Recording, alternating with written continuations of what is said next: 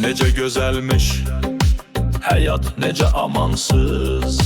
Bu nağılda qarlar olur zalım imansız. Həyat məni çox yordu, qoydu məni gümansız. Dostlara çox güvəndim, halım pərişan keçdi. Mən həyatı çox sevdim, həyat məndən yan keçdi. Mən həyatı çox sevdim, həyat məndən yan keçdi. Yanımda olasılar qarşımda durdu mənim. Mənə iş düzəldənlər işimi vurdu mənim. Etibar etdiklərim arxamdan vurdu mənim. Bu bəlalı başımdan min cürə dastan keçdi.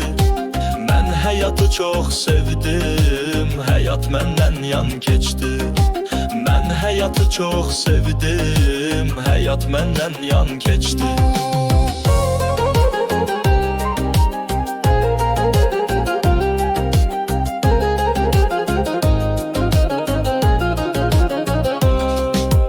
Ah günləri çox gözlədim, qara günlər yanımdaydı.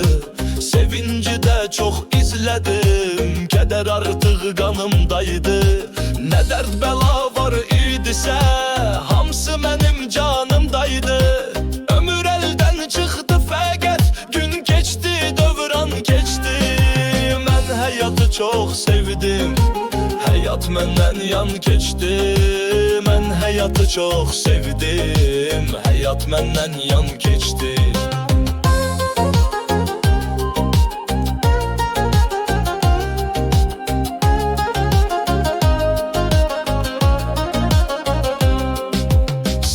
Yaşayım dedim, gözlərim toxdu mənim.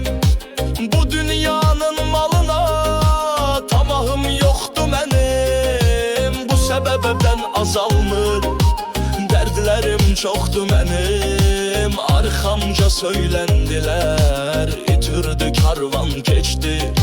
Mən həyatı çox sevdim, həyat məndən yan keçdi. Mən həyatı çox sevdim, həyat məndən yan keçdi.